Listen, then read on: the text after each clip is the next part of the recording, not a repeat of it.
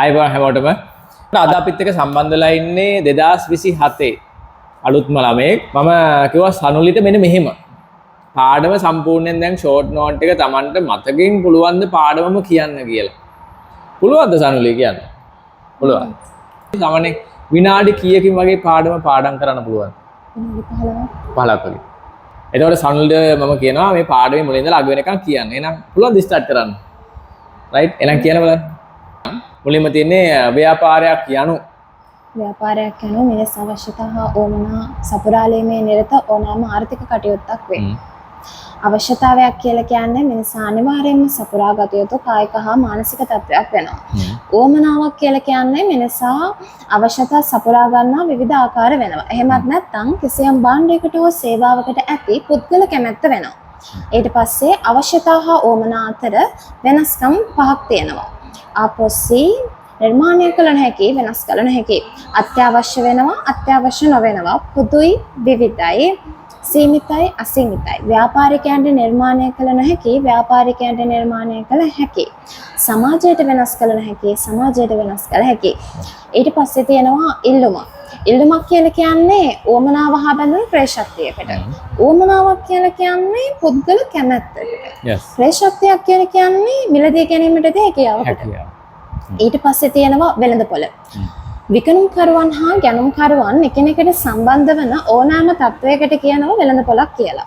ඒකේ කොටස් දෙකක් තියෙනවා වෙළඳපොළ අවකාශය තියෙනවා වෙළඳපොළ ස්ථානීය තියෙනවා. වෙළඳපොළ අවකාශයක් කියලා කියන්නේ ගැනුම්කරුවන් හා විකණුම්කරුවන් භෞතික නොවන ස්ථානයකදී අන්තර්ජාලය වෙන යමකදී සම්බන්ධ වීමකට. එතකොට වෙළඳපොළ තත්වයක් කියලා කියන්නේ වෙළඳපොළ ස්ථානයක් කියලා කියන්නේ ගැනුම්කරුවන් හා විකණුම්කරුවන් භෞතික ස්ථානයකදී එකිනෙකට හම්බ වීම. ඊට පස්සේ තියෙනවා ව්‍යාපාර ගති ලක්ෂණ 7ක්. විකණම් හෝ හෝමාරු සිදුවීම, භාණ්ඩ හා සේවා ගනුදෙනු සිදුවීම, ගනුදෙනු අඛණ්ඩව සිදුවීම, ලාභයෙන් අභිප්‍රේරණය වීම, අවදානමක් තිබීම, ඕමනා නිර්මාණය වීම සහ ආර්ථික කටයුත්තක් වීම. ඊට පස්සේ අවදානමක් කියන්නේ මොකක්ද? ලාභ ලැබීමට ඇති අවශ්‍යතාව සහ අලාභ සිදුවීමට ඇති හැකියාවක් අවදානමක් කියලා හඳුන්වනවා. ඊට පස්සේ අලාභ සිදු වෙන්න පුළුවන් ආකාර 3ක් තියෙනවා. අවදානම් දෙන්නේ ආකාර තුනක් තියෙනවා. අනාගතයේ අවනිශ්චය නිසා පරිසරයේ සිදුවන වෙනස් වීම නිසා සහ ලාභයට බලපාන කරුණු පාලනය කළ නොහැකි නිසා. එතකොට ඒකේ ආකාර 4ක් තියෙනවා. මොස්තරය වෙනස් වීම, තාක්ෂණීය වෙනස් වීම, තරඟකාරීත්වය සහ ශ්‍රමිකයන්ගේ ගැටලු ඇතිවීම. අවදානම් සඳහා උදාහරණ. ඊට පස්සේ ව්‍යාපාරික ප්‍රධාන කටයුතු දෙකයි. මිනිස් අවශ්‍යතා හා වමනා සපුරාලීමයි සම්පත් වලට අගය එකතු කිරීමයි. ඊට පස්සේ තියෙනවා ආර්ථිකයේ පැවැත්මට ව්‍යාපාර දායක වන ආකාර. වමනා සපුරාලීම, රැකියා උත්පාදනය, නව උත්පාදනය, ජාතික ආර්ථික සංවර්ධනය. රයිට්. ඒතකොට මේ වගේ දැන් මාස 4ක් වෙලානේ අපි මාස 4කදී ওই පාඩම මතකෙන් කියන්න පුළුවන් නම් මාර වටිනවා. දැන් ගොඩක් ළමයින්ට බිස්නස් ස්ටඩිස් වල දන්නවද සනුලි මේ වැඩි ගුණ තියෙන මොන අකුරද කියලා? A අකුරද D අකුරද C අකුරද? දෙපළ තියෙන්නේ C අකුර. ඊට පස්සේ තියෙන S අකුරු. 100කට 32ක් විතර C 28ක් විතර S. එතකොට ගොඩක් ළමයින්ට පාඩම් මතක නැහැ. ගොඩක් ළමයින්ට පාඩම් මතකෙන් කියන්න බෑ. එතකොට ඒක ගොඩක් වෙලාවට 100 එකක් එන්නේ S එකක් එන්නේ හේතුව තමයි ඒ. ඉතින් බලද්දී පන්ති පටන් ගන්න පළවෙනි පාඩම ඉවර කරපු ගමන් මේ ළමයින්ට සම්පූර්ණයෙන් පාඩම මතක කරන්න පුළුවන්. ඒක වටිනවා. රයිට්. ඊටු ටික අපි එනවා අවදානම් ඉවර කරා. ඊට පස්සේ අපි එනවා කෙලින්ම ව්‍යාපාරවල අරමුණු වලට. මොනවාද ව්‍යාපාරවල අරමුණු? අරමුණු කීපයක්. ව්‍යාපාරවල අරමුණු වෙනවා වෙළඳපොළ කොටස කර ගැනීම, වෙළඳපොළේ රැඳී සිටීම, විකුණුම උපරිම කිරීම, ලාභ උපරිම කිරීම වගේ දේවල්. රයිට්. ඊට පස්සේ ව්‍යාපාර විකාශනයට එන්නේ ස්වයං පෝෂිතෙන් පටන් ගන්න. ස්වයං පෝෂිතය කියන්නේ මොකක්ද? ස්වයං පෝෂිතය කියලා කියන්නේ තමාට අවශ්‍ය දේ තමා විසින්ම සපුරා ගන්නපු අවධිය. එතකොට ඊට පස්සේ ඇති වෙනවා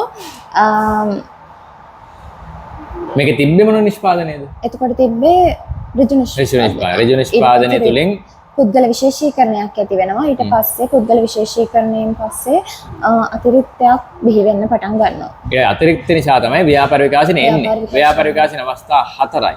භාණ්ඩ හෝමාරුව, මුදල් භාවිතය, කාර්මික විප්ලවය සහ තොරතුරු ආර්ථිකය.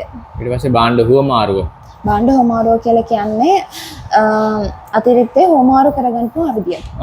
මේක තිබ්බ මොන නිෂ්පාදනයද?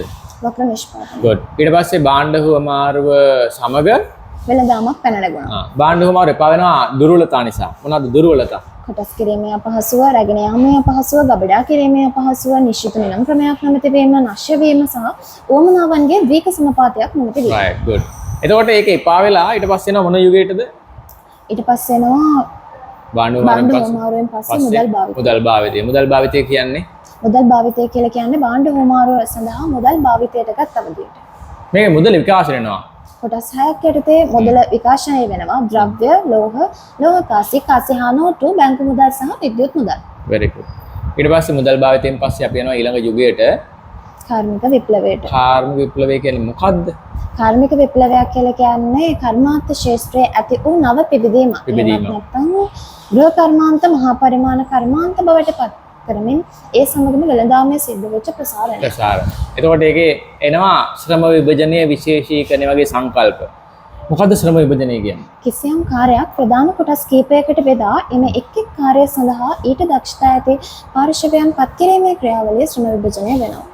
ඊට පස්සේ විශේෂීකරණය කියන්නේ විශේෂීකරණය කියලා කියන්නේ කිසියම් පාර්ශවයක් කිසියම් කටයුත්තක් සඳහා දක්වන සුවිශේෂී හැකියාව. very good. ඊට පස්සේ කාර්මික විප්ලවයෙන් පස්සේ එනවා ඊළඟ යුගයට අවසාන යුගය. අපි දැන් ඉන්නේ ඒකේ. මොකද්ද යුගය? තොරතුරු ආර්ථිකය. තොරතුරු ආර්ථිකය කියන්නේ මොකද්ද? තොරතුරු ප්‍රධාන සම්පතක් කරගන්නපු ආර්ථිකය. very good. ඒකේ තියෙනවා විද්‍යුත් වෙළඳාම, විද්‍යුත් වාණිජ්‍ය, විද්‍යුත් ව්‍යාපාර. මොකද්ද විද්‍යුත් වෙළඳාම කියන්නේ? විද්‍යුත් වෙළඳාමක් කියලා කියන්නේ අන්තර්ජාලය හරහා භාණ්ඩ හා සේවා විකිණීමේ හෝ මිලදී ගැනීමේ ක්‍රියාවලිය. very good. එතකොට විද්‍යුත් වාණිජ්‍ය අන්තර්ජාලය හරහා භාණ්ඩ හා සේවා විකිණීමේ හෝ මිලදී ගැනීමේ ක්‍රියාවලියට උපකාරක සේවා එක් වුණාට පස්සේ ඒක විද්‍යුත් වාණිජ්‍ය වෙනවා. විද්‍යුත් වාණිජ්‍ය ප්‍රචලිත වෙන්න හේතු මොනවාද? ගෝලීය වූ වෙළඳපොළ, ලියකිය වෙළවලින් තොර වීම, වේගවත් වීම සහ පිරිවැය අඩු වීම. right. ඊට පස්සේ අපි එනවා කෙලින්ම කතා කරන්න විද්‍යුත් වාණිජ්‍යයේ ආකාරයවත් ආකෘති මොනවාද? B2B, B2C, C2C සහ G2C. B2B කියන්නේ මොකද්ද? business to business. business වලට ව්‍යාපාරයෙන් ව්‍යාපාරයට. ඊට පස්සේ අපි එනවා කතා කරන්න විද්‍යුත් ව්‍යාපාර. මොකද්ද විද්‍යුත් ව්‍යාපාරය කියන්නේ? අන්තර්ජාලය හරහා සියලුම මේ විකිණීමේ හෝ මිලදී ගැනීමේ ක්‍රියාවලිය සිදු කරන ව්‍යාපාරය. ඊට එහා තියෙනවා විද්‍යුත් ව්‍යාපාර. අන්තර්ජාලය හරහා සියලුම ව්‍යාපාර කටයුතු සිදු කරන ව්‍යාපාර. අන්න. ඊට පස්සේ එතනින් අපි විකාශනය ඉවර කරනවා. ඊට පස්සේ අපි එනවා මාතෘකාවක් ව්‍යාපාර වර්ගීකරණය. ව්‍යාපාර වර්ගීකරණ. ඊට කලින් තියෙනවා මේ වර්ගීකරණ කතාව. ව්‍යාපාර වර්ගීකරණය සඳහා තියෙන පදනම් පහක් අපි කතා කරා. මොකද්ද? මට්ටම හා ස්වභාවය, අංශය හා කර්මාන්ත මූලය, අරමුණ අනුව, හිමිකාරීත්වය අනුව සහ පරිමාණය අනුව. මට්ටම ස්වභාවය කොටස් තුනයි.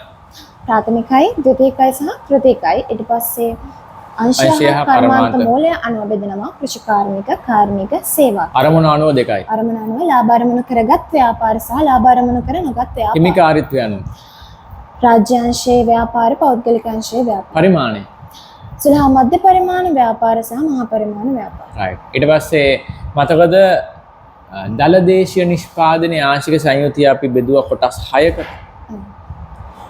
මොනවද දලදේශීය නිෂ්පාදනයේ ආංශික සංයුතිය බෙදෙන විදිය? 2022 අවුරුද්දේ 22 අවුරුද්ද කියන්නේ. කෘෂිකාර්මික වනවගාව හා දීවර කර්මාන්තය 7.5යි, කාර්මික අංශය 27.5යි, සේවා අංශය 60.5යි, මූලික මිල ගණන් අනුව සමස්ත එකතු කළ අගය 95.5යි, බදු හා සහනාධාරය 4.5යි, වෙළඳපොළ මිල ගණන් අනුව දලදේශීය නිෂ්පාදිතය 100%යි. very good. හරි. ඊට පස්සේ යෙදුම් නිමම් ක්‍රියාවලියට දැන් අලුතෙන් බැජ්ජයක් පටන් ගත්තට පස්සේ ළමයි ගොඩාක් වෙලාවට පාඩම් කරන්නේ නැහැ. දැන් සිරුනි මට කියන්න සාමාන්‍යයෙන් හැමදාම වගේ පාඩම් කරනවානේ. ගොඩක් වෙලාවට. දැන් මම මේ පන්තියේ විශේෂත්වයක් වඩ පේනවද මොකක් හරි? මොන වගේද පේන්නේ? හැම ළමයෙක්ම විශේෂ කරලා හැම ළමයටම අවධානය යොමු කරලා ඒගොල්ලන්ගෙන් ප්‍රශ්න අහනවා. right. එතකොට ඒක කරන්නේ ළමයින් මතක තියාගන්න එක වැඩි කරන්න, පේපර් ලියන වැඩි කරන්න ඒ නිසා. right. එතකොට ඒකේ ප්‍රතිඵල තමයි මේ සනුලි කියන්නේ. නේ? නම හරියන්නේ නේ සනුලි. right. එතකොට එතනින් එහාට ගියාම අපි කතා කරනවා යෙදුම් නිමුම් ක්‍රියාවලිය. යෙදුම් 7ක් නැත්නම් නිෂ්පාදන සාධක 7යි. land, labor, capital, entrepreneurship, time, knowledge, information. ව්‍යාපාර කාර්යයන් තියෙනවා 7ක්.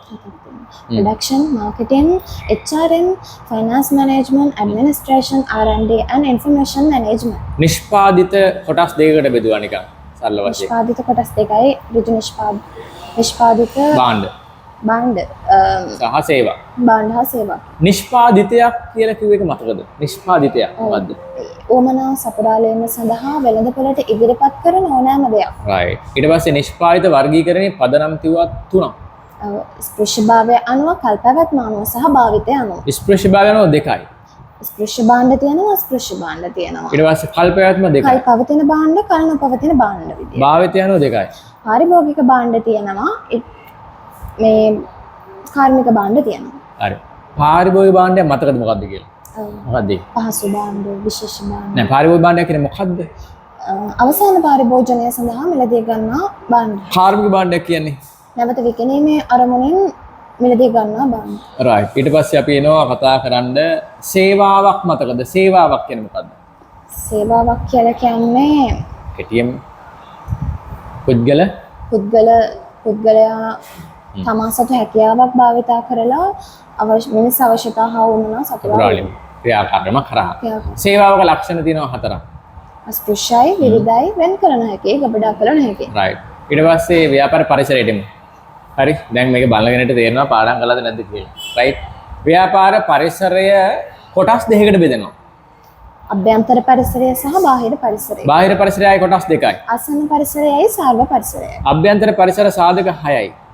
අයිතිකරුවන්, කළමනාකරුවන්, සේවකයන්, සංවිධාන ව්‍යුහය, සංවිධාන සංස්කෘතිය සහ සම්පත්.